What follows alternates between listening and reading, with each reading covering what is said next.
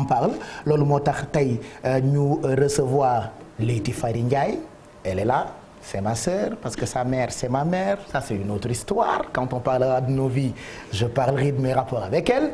Et puis Fatou Kiné Diouf ak perruque bleue, oui, féministe aussi, pour nous parler du premier festival féministe. Voilà, pourquoi un festival féministe? Ça s'appelle Jotaay Ji, festival féministe. Quand j'ai vu Eva, que j'embrasse très fort, Rassoul, qui s'occupe de la communication des Daraji, poster ça sur internet, je lui ai dit mais yéen da ngeen osé, Sénégal la ñu nekk te ku ne xam na ni fii ñun góor ñi on est un peu macho sur les bords, donc quand on entend parler de féminisme daf ñuy xaw a déranger ku nekk di ci wax. Elle m'a dit c'est un festival, donc on va parler de ça. Merci les filles d'être là. Leyti maa ngi lay nuyu, Fatou nuyu naa la, je sais pas kan mooy commencer ñu def ko freestyle. Bon, je te dis bonjour d'abord. Bonjour Pape Cheikh, salam alaikum. Merci beaucoup pour l'accueil, merci à tout le monde et oui, merci à Eva d'avoir arrangé tout ça. Voilà. Donc, alors voilà. que toi tu pouvais m'oser. Oui, c'est la famille. Waaw. Tu pouvais au moins m'appeler. ne la comme sama doomu mais lay tu l'as pas fait, mais amul benn problème. dëgg la beneen yoon si yow lay jaar. Voilà, Fatou Kiné ñu ngi lay nuyu. maa ngi lay fay. Gis ngeen ni mu nuróowee ak Naata soxna Naata journaliste télévision Futur Média, elles ont des airs. D'abord man dama bëgg définition wu féministe. Lan mooy féministe? C'est un mot, benn baat la bu may dégg tout le temps nit yi di ko wax. Lan mooy être féministe? Ok, mën naa commencer, xam naa Fatou Kiné dina am yu mu si yokk. En fait, quand on dit être féministe, mën nga ko imaginer si deux niveaux, un niveau individuel et un niveau collectif. Le niveau individuel, c'est le moment où il y a une prise de conscience par rapport aux inégalités.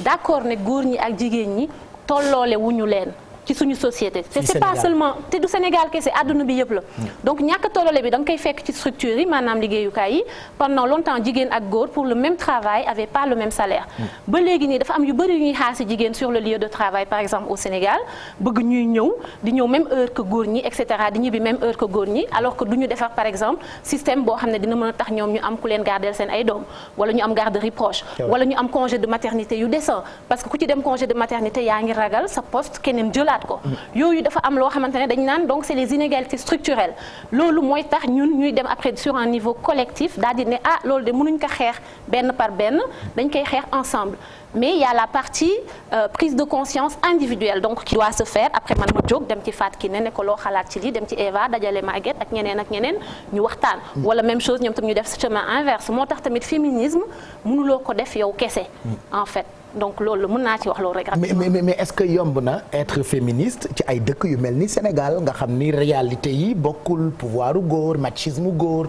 yenn idées yi yenn aada yi est-ce facile pour vous femmes d'assumer le fait d'être féministe est-ce que voilà est-ce facile pour nit mu nekk féministe fii Sénégal par exemple? C'est sûr que c'est pas facile. Ouais, c'est-à-dire il y a beaucoup de critiques, il y a beaucoup de backlash. On a juste récemment eu une personne très connue sur les réseaux sociaux qui s'est fait attaquer pour son féminisme. Et ce sont des attaques. Non, on nomme pas. On nomme pas, c'est pas intéressant. Vous pouvez citer, il n'y a pas de souci, on est libre. Gabriel Kane ngeen di wax ou? Non, pas de Gabriel Kane. C'est quel autre? Bon, d'accord, on terre son nom. On terre à son nom. Il n'y a pas de souci. Et donc ce sont des personnes qui, surtout quand elles sont connues et qu'elles se montrent dans les médias, sont souvent très attaquées. Et c'est la même chose dans l'espace privé, que c'est très difficile aussi de pouvoir parfois avoir des conversations avec certains membres de la famille, avec certains amis. On est souvent indexé, et on critique beaucoup. Mais le fait qu'on soit femme et qu'on soit là et qu'on vive des choses pour lesquelles il faut qu'on se batte, fait que mu metti mu bañ a metti dans tous les cas des métiers. Donc c'est plus intéressant pour nous en tant que personne qui s'engage sur certaines causes de continuer malgré certains de ces backlash parce que à la fin de la journée suñu arrêté woon tamit on vit des choses dans la vie de tous les jours. Parce que finalement par rapport ak mentalité yi ak xalaat yi ak aada yi day nekk blocage pour yéen donc est-ce facile pour vous ngeen di mener normalement seen ay combats? En fait facile non mais en même temps nit yi ñu ngi koy def en fait c'est féminisme même bu fekkente ne mot bi pour ñu bari dafa mel ni lu bees liggéeyu féminisme beesul parce que loolu mooy défendre droit jigéen ñi. Je suis sûre que am na ay grand-mères yu ko doon def ci seen ay koñ. Il y a 100 ans, il y a 150 ans, il y a 200 ans. Donc même au-delà du mot en tant que tel, c'est vraiment le travail, donc la pratique féministe qui va dire même su fekkente ne lii nii concerné wu ma directement mettons que damay gis violence conjugale mën naa ne mais non ça xam nga ñu bëri des fois dañuy foog ne violence conjugale bu ñu jëlee exemple boobu que ça touche seulement mettons une certaine catégorie sociale récemment li fi am il y a eu un meurtre, c'était un événement public et tout il y a eu meurtre sur enfant mais da nga lire affaire man bi ma ko lire xamoon naa ne c'est parce qu'il y avait de la violence conjugale avant et pourtant c'est une classe sociale différente, c'est des personnes qui ne sont pas pauvres, c'est des personnes qui ont été à l'école et tout. Donc en gros, Pape Cheikh, pour dire ça rapidement, le sexisme nous affecte toutes et même tous en fait, et même tous je dirais. Et tout souvent on a tendance à penser que pour être féministe bu dee jigéen nga waruloo soumise alors qu'ici on a cette culture de femme soumise yaay def lépp yow yaay jabar yaay toppatoo xale yi yaay lii malgré tout tu restes une femme est une femme. Mais est-ce que peut-être on peut faire la distinction déjà entre soumission et le fait de s'occuper de certaines personnes. Ce travail-là qu'on a attribué aux femmes, de s'occuper de la maison, de s'occuper de la famille, de faire la cuisine, etc., peut être fait sans qu'on ne le mette sous le cadre de la Parce soumission. que moi je me rappelle à l'époque ci identité sama ñoom yaay ménagère lañ ci bind quoi genre donc du coup c'est tout à fait normal aux yeux et des idées des gens qui vivent ici une femme la place de la femme c'est la cuisine. Mais les gens essaient de revendiquer le pouvoir qu'il y a derrière ça, le pouvoir qu'il y a derrière le fait de s'occuper de toute une famille et d'être à la personne qui vient leur permettre de survivre tous les jours et de manger et de s'habiller, etc. Donc le problème en fait c'est quand on vient ensuite le définir comme de la soumission. Parce que là, on impose à ces personnes-là quelque chose, on leur attribue pas ce choix-là, et ensuite on en fait aussi un travail qui est sous-estimé. Alors que non, en fait, c'est un travail extrêmement important, et c'est un travail qu'on a, qu'on revendique tous les jours. On est tout le temps en train de taguer suñu yaay, les remercier pour ce qu'elles font, etc. Donc pourquoi est-ce qu'on a besoin de définir ça pour la soumission? Parce que ça permet ensuite de mettre cette sorte de stratification entre l'homme et la femme. L'homme est plus important que la femme. Non, qu'est-ce qu'il y a derrière ces tâches que les femmes font? Il y a du pouvoir. C'est vrai qu'il y a du pouvoir. Bon après est-ce que yéen itam duñu leen traité de ay nit yu respecté wul ay normes genre yéen da ngeen jaar fële ci yoon boo xamante ni peut-être ñun xamuñu ko. Je parle toujours de gëm-gëm, de croyance et de dëkk. Man dama bëgg enchaîner un peu sur li Fatou Kiné di wax justement parce que ce que ça nous permet de dire c'est aussi toute cette notion du travail domestique comme étant un travail à part entière. Donc c'est aussi dire par exemple da ngay am jëkkër. C'est vrai que man en tant que góor ça m'a toujours dérangé quand je voyais sama carte d'identité yaay ñu def profession ménagère. Mais xam nga loolu bu fekkoon dañoo bind profession ménagère. À l'époque. Ah oui non mais ça c'est différent parce que si on met mettons qu'on met femme au foyer. Si pièce d'identité nit ki elle choisit ça et puis elle dit moi je suis à la maison je m'occupe de ma famille pendant le temps que ça va me prendre. Maintenant xam nga ban piège la ñu am ban problème comme société mooy que comme le travail domestique n'est pas reconnu comme un travail les femmes lorsqu'elles se séparent donc d'un homme elles vont tout perdre parce que dañu naan kër gi de maa ko moom sa xaalis nekku ci yow mosoo liggéey alors que li mu doon def bu ñu ko quantifié woon liggéey la parce que loolu boo fayee doomu aadama mu def ko da nga koy fay xaalis bu bari bu fekkente ne respecté nga ay droits nit ki donc voilà donc loolu yëpp moo ñu kii alors pour la question des valeurs de est-ce que bokk nañ fi est-ce que bokkuñu fi loolu en fait ce qu'on se dit c'est que c'est encore une fois c'est dans toutes les sociétés boo demee ci dëkk yoo xalaat dañuy wax féministes yi loolu en fait donc l'idée c'est de dire ay logique de silenciation lañ koy woowee c'est en fait les gens utilisent ça pour noppi loola parce que soo ma ne féminisme de yëfu tubaab la ma ne la waxuloo ma dëgg parce que Sénégal am nañ fi ay modèles yu bëri non mais et puis en fait les femmes africaines n'ont pas attendu les toubabs pour qu'elles nous disent quoi faire les femmes africaines ont toujours travaillé elles sortent encore quand on va dans le en Casamance n'importe où dans le pays on voit des femmes faire des kilomètres pour travailler on aimerait ça qu'elles puissent faire moins de kilomètres et tout mais elles sont autonomes elles sont indépendantes et donc loolu ñun tubaab jàngaluñu ko xaaruñu ko ci tubaab donc bu ñuy jéem a noppiloo di ko utiliser parce que duñu noppi léegi yéen lan mooy seen combat exactement bonjour monsieur le directeur je parle avec des femmes c'est des féministes yow yaa gën a nekk féministe ñëpp mais amul problème je passe à ton bureau te voir tout à l'heure voilà nous on est maltraités ngeen baax nga Bouba Ndour laa doon nuyu donc je disais léegi lan mooy seen combat exactement vous vous êtes retrouvés ci biir association ci biir mouvement avant même de parler de votre événement lan moo nekk déclic bi ba ngeen ne ok jot na ngeen dajaloo def seen mouvement ou association def seen mbootaay comme on le dit chez nos femmes pour nekk ay jigéen féministes am ay combats yu ngeen di mener déclic bi kañ lay ñëw Bon, personnellement, le déclic ça a été très tôt, enfin dès le plus jeune âge en fait. Ça se voit ak le bleu bi nga def ci sa bopp, ça se voit que voilà déclic bi teel na ñëw, une femme très libre. Voilà. Parce que j'ai quand même vu autour de moi dès le plus jeune âge beaucoup d'exemples de femmes qui étaient extrêmement fortes. C'est pas des vécus perso, vous ngeen dund ci ay jafe-jafe en tant que femme ou autour de vous? C'était le contraire, c'était voir comment est-ce qu'il y avait beaucoup de femmes autour de moi qui étaient extrêmement importantes, indépendantes, extrêmement fortes et qui faisaient leur maximum et beaucoup plus que leur maximum d'ailleurs pour permettre à toute leur famille d'être là et d'exister.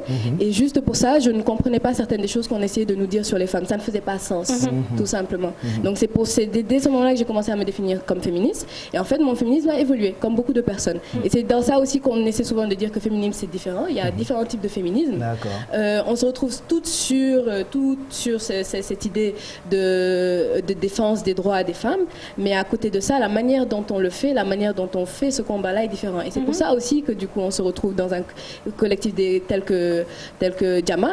C'est-à-dire que déjà penser au collectif, c'est penser à quelque chose qui n'est pas, il n'y a pas de stratification. On essaie de penser ensemble et de réfléchir ensemble et de sortir de ce truc de qui ma chef, ya chef, ma le souffle. On est tout au même niveau. Et qu'à côté de ça, on essaie de trouver des manières créative, parfois fun, parfois moins fun, de parler de certains sujets. On avait fait une tournée il n'y a pas longtemps sur sur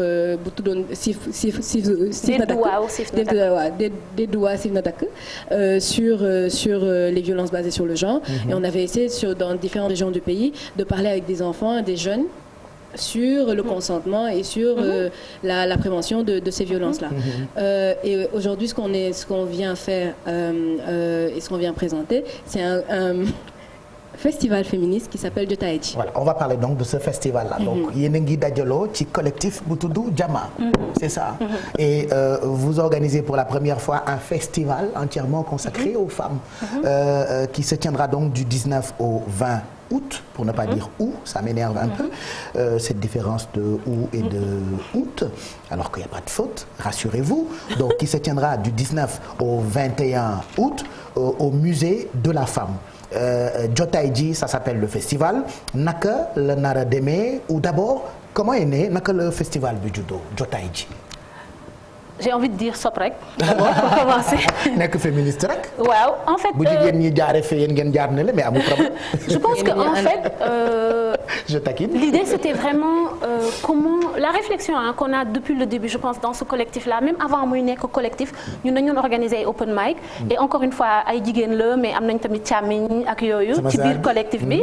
C'est ça donc en fait l'idée c'est de dire on veut trouver des façons de parler d'égalité et d'aller vers une société plus juste envers les femmes et une société plus juste c'est aussi inclure les femmes et les hommes dans le combat parce que c'est une responsabilité collective et donc et aussi inclure tous les groupes naka la ñuy def ay waxtaan dañu doon def ay waxtaan ci ay salons à Ziguinchor on en a eu à Saint-Louis à Diourbel tout ça et puis dañoo ne ku tànt ngénte ñun mën nañ tànt waxu consentement noonu lañ def dañoo tànt taxaw ci mbedd mi waxu consentement waxu viol conjugal parce que mariage mën na am viol c'est pas parce que da ngay sëy ak nit ki rek que viol amul loolu loi Sénégal d'accord na ko donc il y a un certain nombre de choses boo xamante ne ñun dañ ne dañ siy waxtaan et comme ce que tu te dis c'est que Sénégal il y a beaucoup de choses qui se font dans nos communautés léegi on réinvente pas la roue da ngay ñëw ak dara fekk li am nga allier ko donc on utilise le waxtaan après ça on a des espaces artistiques Fatou Kiné peut revenir plus là-dessus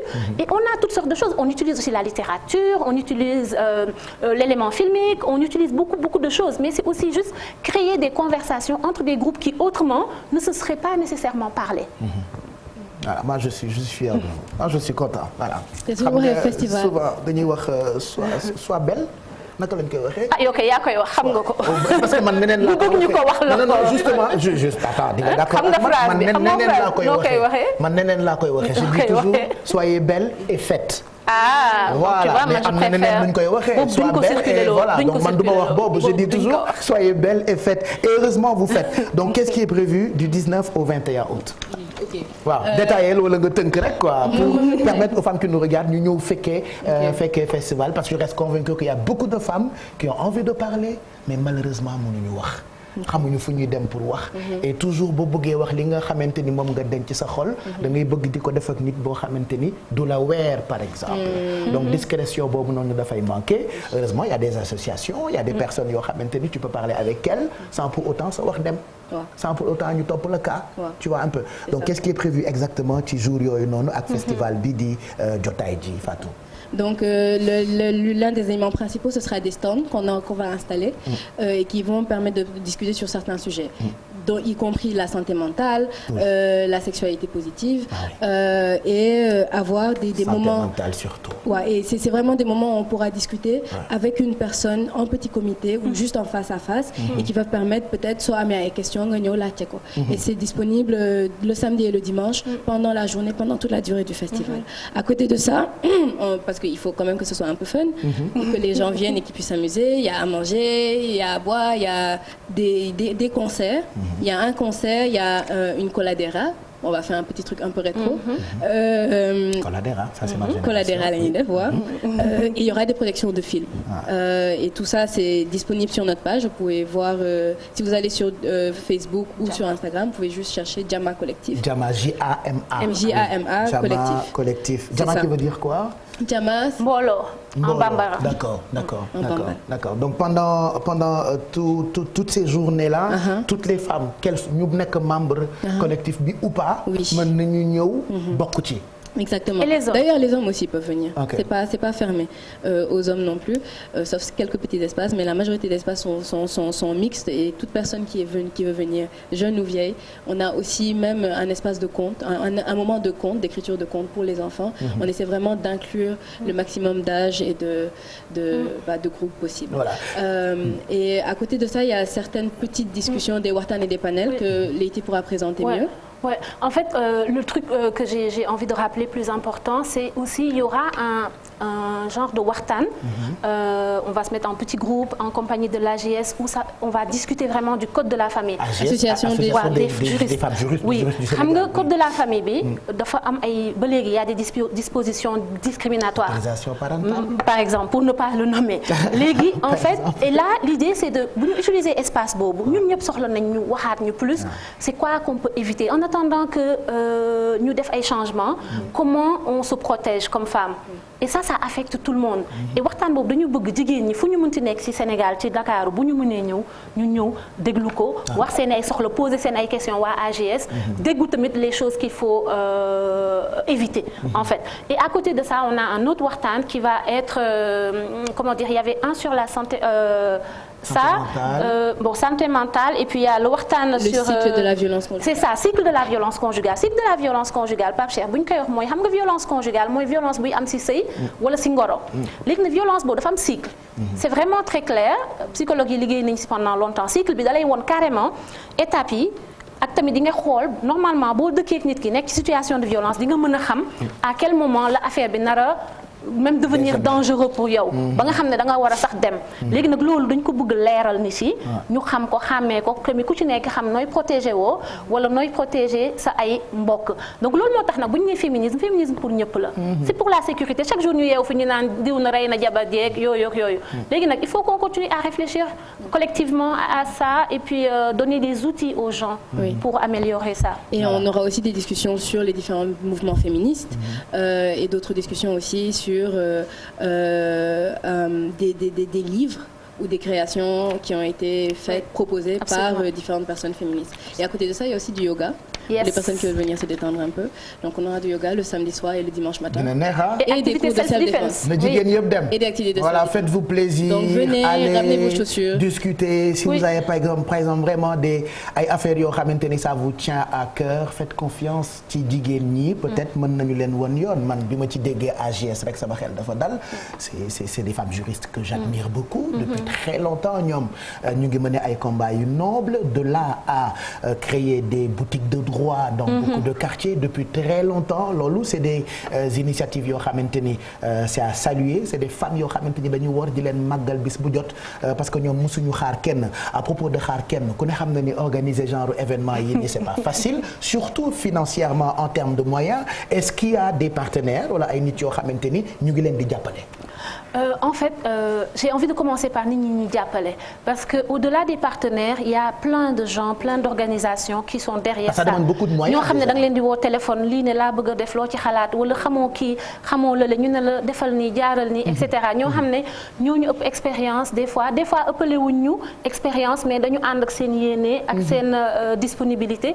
Donc ñoom dañu leen di gërëm di leen sant et puis c'est pas trop tard aussi pour se joindre à nous venir nous appuyer on a besoin de bénévoles. Mais qu'est-ce qu'il faut? Il y a un numéro de téléphone, un site. Il y a les numéros qui sont sur l'affiche en fait pour les gens qui iront sur Facebook pour juste venir parce que ñun en fait événement bi dañu bëgg mu accessible tamit.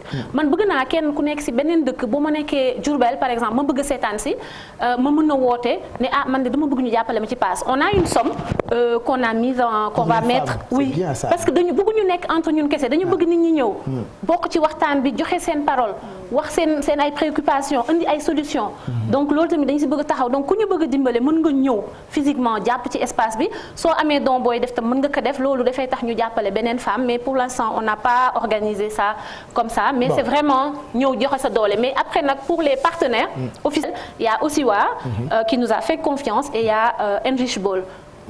Voilà moi je vais donner les numéros de téléphone pour ceux qui veulent soutenir collectif Jama il y a beaucoup d'autorités ak ay kilifa ak ay nit yu baax yu bokk ak ñoom combat bu ngeen leen bëggee jàppale n'hésitez pas ngeen woo leen ci 77 mes yeux ne fonctionnent plus normalement c'est à cause de la femme la place de la femme c'est la cuisine c'est à cause bon je prends mes lunettes pour mieux voir. am na lunette kon. C'est les aléas du direct. Je prends de l'âge, chérie. Comme ñëpp. Pas plus que moi en tout cas.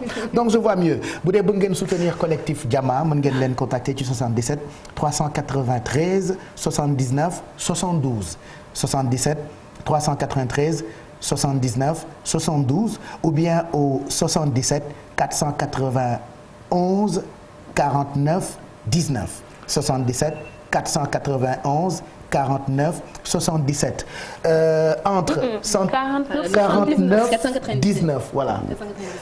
Tu as vu? La meilleure façon de soutenir reste quand même de venir, de relayer l'information aussi. 497 sur l'activité te ngeen yabal jeunes yi ñu ñëw. espace bi dafa important pour ñoom góor ak jigéen. Et quel sera le message kenn ku nekk di nga joxe message pour ñiy seetaan pour seen moroomu jigéen yi. par rapport ak féministe yi ngeen doon. Un message chacune. Oui. Moi j'ai envie juste de dire que le féminisme concerne tout le monde parce que les inégalités nous affectent toutes et tous loolu wax naa ko sànq. Donc jeex na ça veut dire que combat bi dañ ko war a porter et ça reste un combat effectivement dañ ko war a porter ci biir kër yi ci espace liggéeyukaay yi et puis il faut que les gens soient cohérents mënoo nekk rek naan jigéen ñi ay jàmbaar lañ te defuloo benn effort pour adapter sa liggéeyukaay pour jigéen ñi pour adapter sa horaire pour inclure les femmes dans les espaces de décision donc ñi nga xamante ne dañoo ne ay alliés lañ te ay góor lañ nañ ci jàpp te tamit nañu xool naka la ñuy def pour prévenir les violences dans les lieux de travail dans les familles et cetera te liggéeyu ñëpp la loolu mooy sama message. Voilà surtout que ñu yokk congé maternité pour góor ñi aussi. Paternité oui le congé parental absolument c'est nécessaire. Oui il faut que ñu am ko il faut que genre après accouchement de la femme qu'on reste au moins 6 mois sans tâche. ngeen fab doom yi aayoo ça fait bien quoi quand même. Voilà parce que quand une femme elle accouche son mari on dit dafay génn nekk donc 6 mois bi nga génn nekk taxawaalu baali je parle pas de. bu leen génn da ngeen di dugg Vas-y Fatou, quel sera le message? Moi mon message ce serait juste dire aux gens que personne n'est seul et que je n'ai jamais découvert comment est-ce que les gens étaient généreux jusqu'au moment où j'ai commencer à parler de certaines choses et qu'il y a toujours quelqu'un qui peut accorder une certaine aide. Il faut juste prendre le temps de parler des choses. Voilà. Bon, mais en tout cas, moi, je suis content et très fier de vous.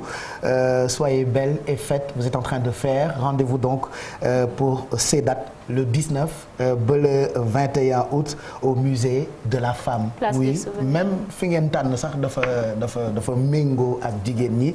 Donc musée de la femme mu ngi nekk place du souvenir. Juste les remercier aussi pour l'accueil et puis l'appui depuis toujours. C'est normal, c'est normal.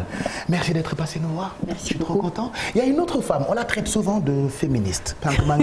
Gabrielle Kane, elle s'appelle. Alors Gabrielle, c'est mon amour. Il paraît que c'est ma gueule là. Je l'aime tellement. Oui, je suis amoureux amoureux d'elle oui je l'assume voilà Gabriel voilà dama ko nopp Gabriel dama ko nopp parce que daf ma nopp Gabriel elle m'envoie des fleurs elle m'envoie des parfums elle s'occupe bien de moi oui nous autres les hommes on a besoin de voilà quoi de ñuy toppatoo du ñu def comme bébé elle me fait comme ça alors Gabriel am polémique boo xamante ni am na ci moom puisqu'elle a fait benn don matériel bu toll ci 67 millions mu yóbbu ko fi nga xamante ni Touba donc ce point polémique